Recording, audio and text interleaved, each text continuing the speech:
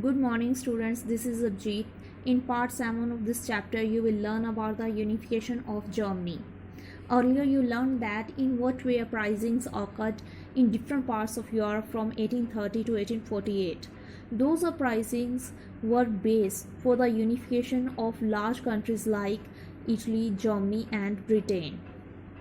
It was the time when the revolts were led by poor, unemployed, starving peasants and workers, and on the other hand, revolutions were led by educated middle classes for the making of nation states.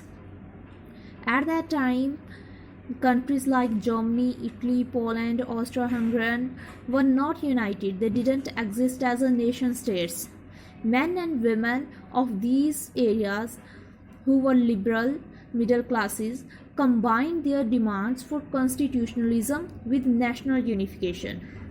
The people of countries Germany, Italy, Poland, Austro-Hungarian, who were not countries at that time, who were not nation states at that time, in those areas, liberal nationalists combined their demands for constitutionalism. Means they demanded that there should be particular constitution with national unification and all the states should be unified and convert into nation states. Now you will learn that how Germany, who was a group of smaller states, became a unified nation. You can see this. This is map of Europe. Here you can see Germany. But before 1871, Germany was a group of smaller states. And out of all these states, the most powerful state was of Prussia. I show you map of Germany. You can see here. This is Germany. And it was a group of smaller states. And out of all these, you can see the largest state was Prussia.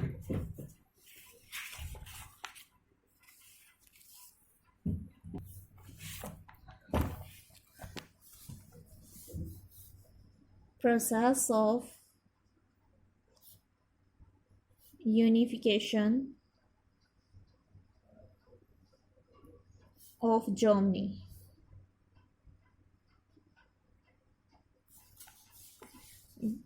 This is heading. First point is Frankfurt Parliament. Frankfurt Parliament of 1848.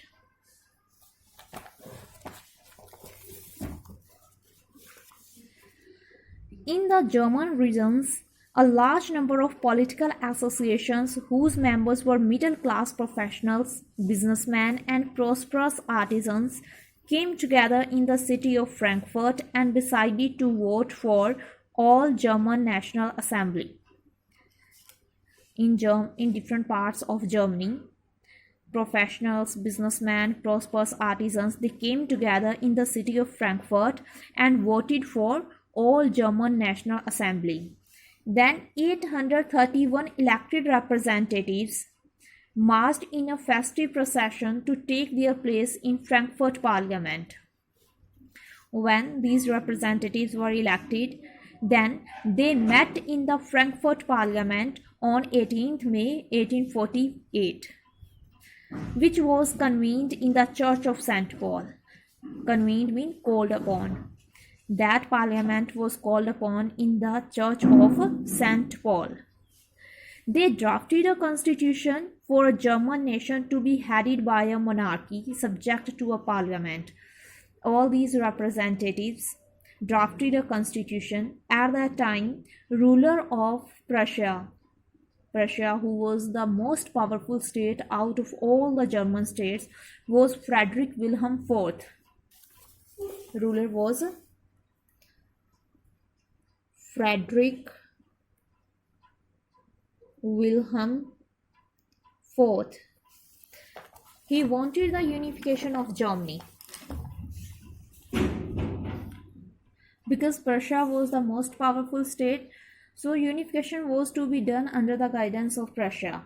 Its ruler was Frederick Wilhelm IV. These representatives drafted constitution, but Frederick Wilhelm IV refused to rule according to constitution. He joined other monarchs to oppose the elected assembly. He was in favor of unification of Germany.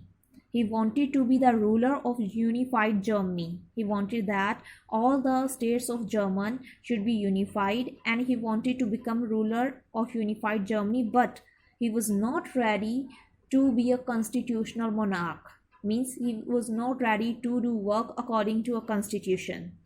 So he opposed the elected assembly, while the opposition of the aristocracy and the military became stronger. He had the support of aristocracy, support of other rulers, support of military.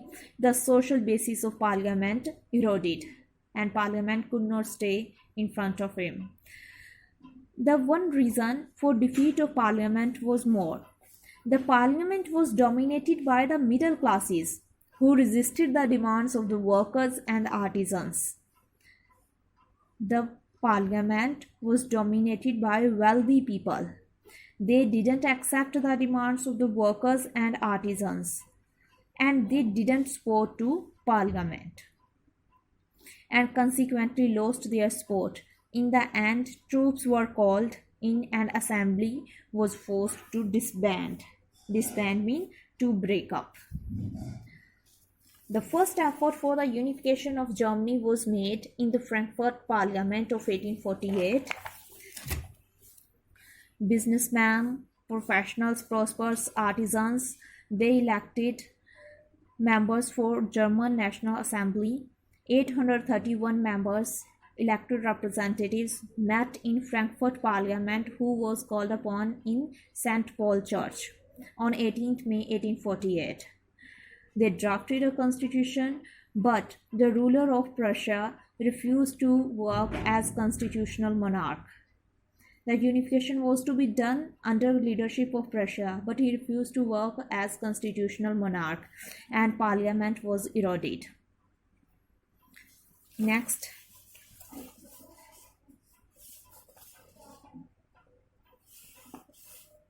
Role of Bismarck. Role of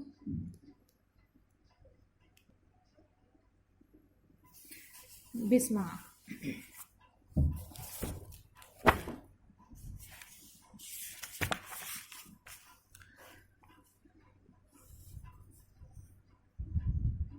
The liberal initiative to nation building was repressed by the combined forces of monarchy and the military.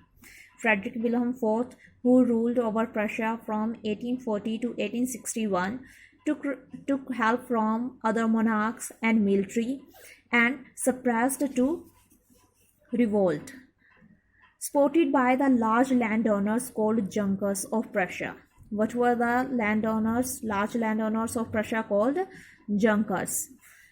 From that time, Prussia took on the leadership of the movement for national unification.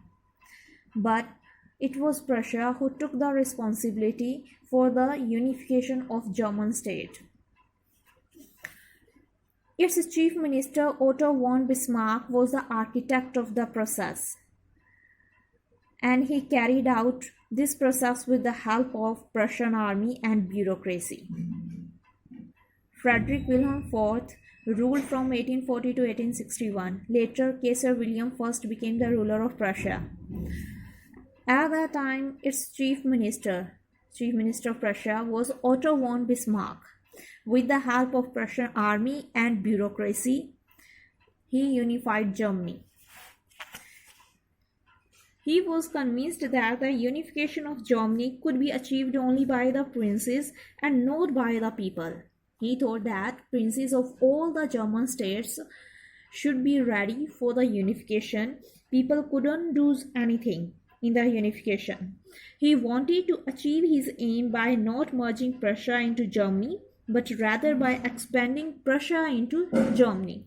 Means he wanted that Prussia, who was the most powerful state of that time, should extend its power to all the German states, and in this way a unified Germany should be made. Role of Bismarck. Under leadership of Bismarck, 3 wars were fought. 3 wars. These 3 wars were fought from 1864 to 1870.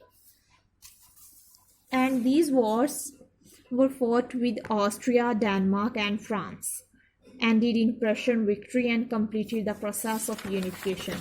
Here you can see these wars were fought with Austria. This was Austrian Empire. Here it was France and Denmark.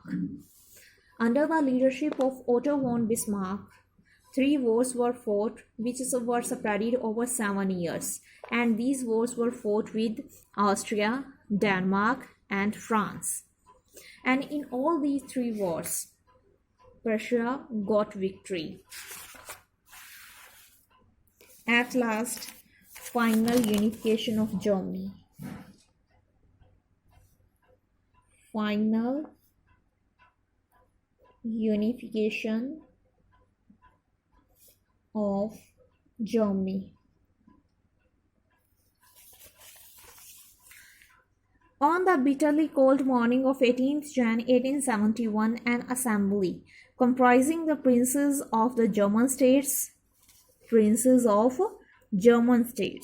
representatives of the army, important Prussian ministers, including the Chief Minister Otto von Bismarck, gathered in the unheated hall of the Mirrors in the Palace of Versailles to proclaim the new German Empire headed by Kaiser William I of Prussia.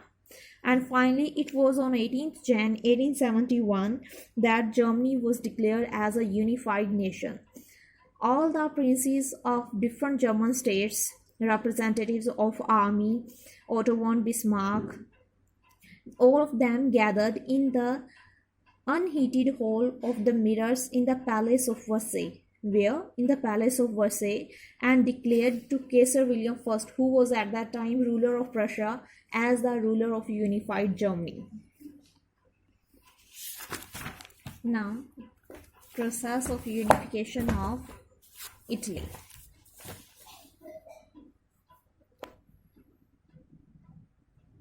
Process of unification of Italy.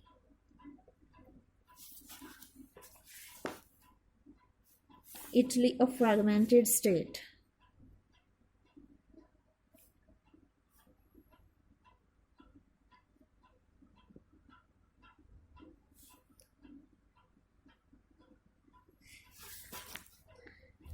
Here you can see Italy.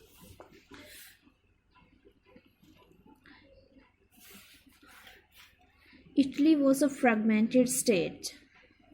It was divided into 7 states: Sardinia, Savoy, Sardinia, Lombardy, Venetia, Parma, Modena, Tuscany, Papal State, Kingdom of both Sicilies. The Italians were scattered over several dynastic states as well as the multinational Habsburg Empire. On that day I told you that this area was under Habsburg Empire, and under Habsburg Empire some areas of Italy, Lombardy and Venetia,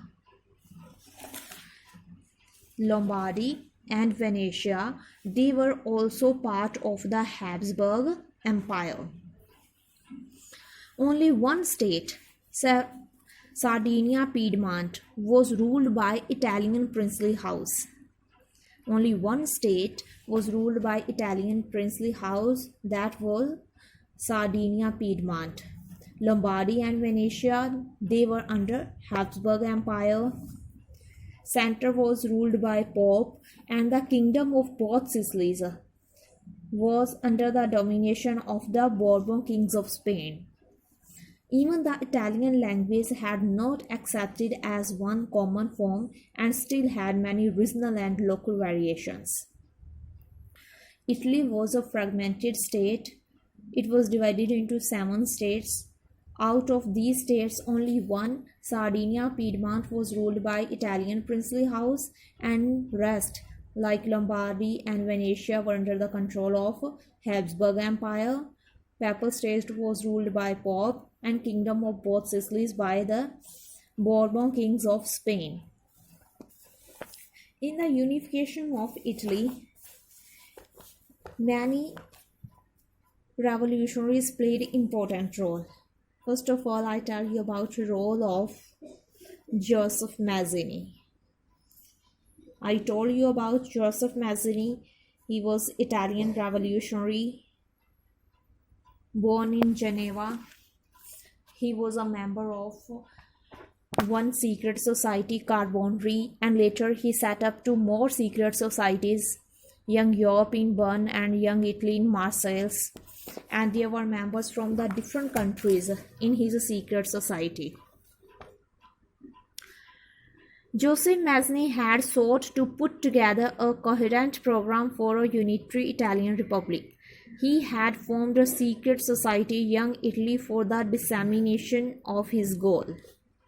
The main purpose of the secret society set up by him was the regeneration of Italy through education. He thought that only through education they could motivate people and could convince them for unified Italy. Third, role of Cavour.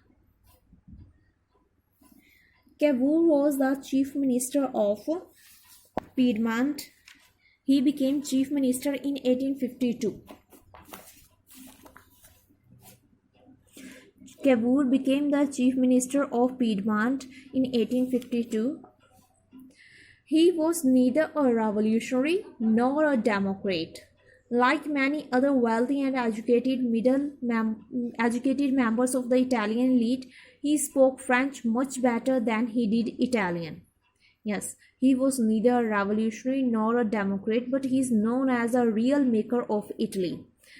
He had the quality, he could speak French much better than he did Italian, and through a tactful diplomatic alliance with France, engineered by Cavour, Sardinia Piedmont succeeded in defeating the Austrian forces in 1859. In the side, France, here Austria, because he could speak French very well. So through a diplomatic alliance, he was able to drive out the Austrian forces.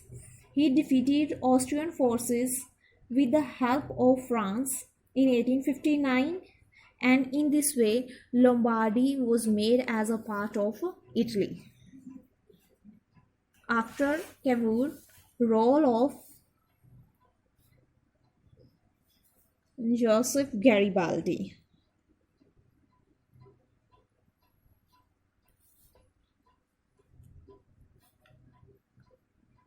Garibaldi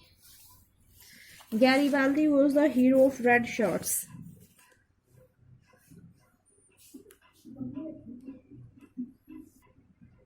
Name of an organization. Garibaldi was the hero of red shirts.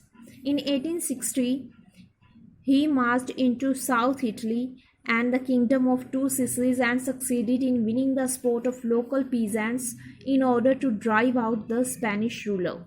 Yes. Kingdom of both Sicilies or kingdom of Two Sicilies. It was ruled by Spanish rulers from Bourbon dynasty of Spain. With the help of his red shirts, he moved towards kingdom of both Sicilies and drove out the Spanish rulers from here by taking the support of the local peasants. In 1861, Victor Emmanuel II was proclaimed King of United Italy. Then, final unification of Italy. Final unification of Italy. It was in 1861 Victor Emmanuel II was proclaimed King of United Italy. The first Italian parliament representing the whole of Italy excepting Rome and Venetia. These two regions excepting Rome and Venetia assembled in Turin, where Victor Emmanuel II was given the title of the King of Italy. Here are some questions you can see, and here years are mentioned. First one is,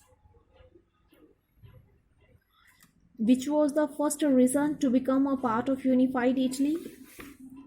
Here you can see it was Savoy Sardinia in 1858. Savoy Sardinia was the first region to become a part of unified Italy. Here you can see Savoy Sardinia. In 1858, it became a first part of unified Italy. Next question is, which was the last region to join? I told you that in 1861, except two states, Rome and Venetia, Italy was unified. And which was the last state to join? It was Rome. It joined in 1870, Papal State in 1870. The last state to unify Italy was Papal State in 1870. After that, in which year did the largest number of states join? You can see 1860, this region from 1858 to 60. So in which year the largest number of states joined? In 1860. To understand it fully, first of all, look at these both maps, map of Germany, map of Italy. In this way you can understand easily. So how was Italy unified? First of all, you have to tell Italy a fragmented state. It was divided into 7 states and ruled by different rulers. Role of Joseph Mazzini. He set up a society, Young Europe in Bern, Young Italy in Marseilles, and the main purpose of these secret societies was to set up a nation state through education. Role of Cavour. Cavour was the chief minister of Sardinia, Piedmont. He is known as the real maker of Italy. Then role of Garibaldi. Garibaldi is known as the sword of unification of Italy. He was the hero of red shirts. He is known as the sword of the unification of Italy. He was the hero of red shirts. With his army, he moved towards kingdom of both Sicilies and drove out the Spanish rulers. Then final unification. Finally, it was in 1861 that Victor Emmanuel II, who was the ruler of Sardinia, Piedmont, was declared as the ruler of unified Italy. Thank you.